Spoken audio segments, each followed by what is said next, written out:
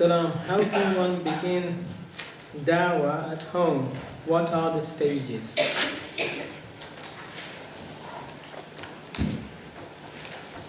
But I would like to highlight much more, to be good in yourself, good in your attitude, Have the da'wah, especially nowadays, we find everyone speak up loudly, okay?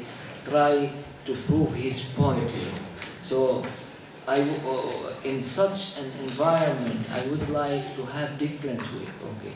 To be recognized by a different way.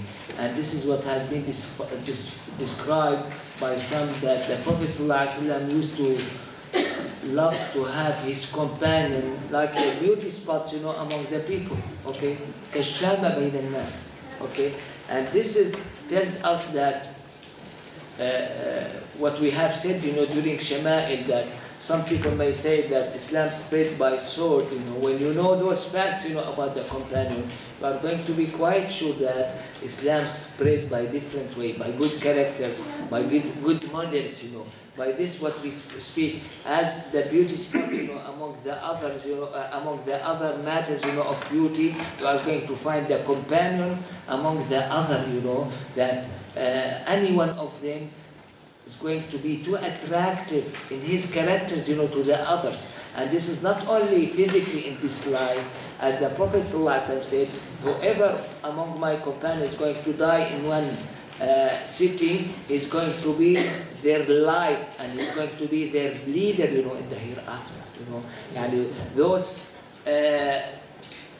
non-physical, non-materialistic matters, they are going to be shown in the hereafter in a materialistic way, okay? To make the one who is not aware of it.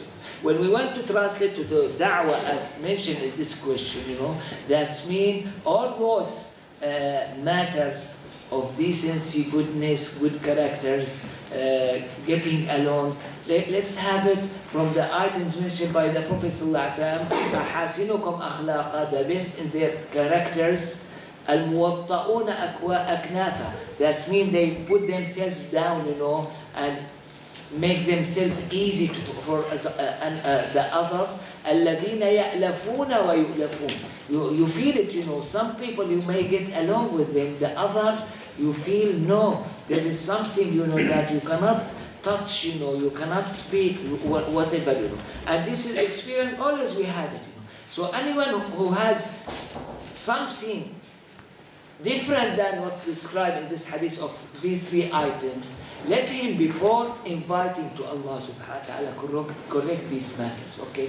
Because apparently, the way it was put in this hadith, as if these are one of the unique, significant characters of the Prophet sallallahu alaihi wasallam. Because these people, they are going to be the nearest to the Prophet sallallahu alaihi wasallam the hereafter. And I imagine those who are nearest to the Prophet, those who have similarity by one way or another of the characters of the Prophet ﷺ.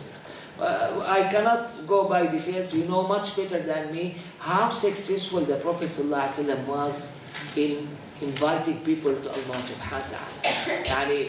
We read it in many ahadith.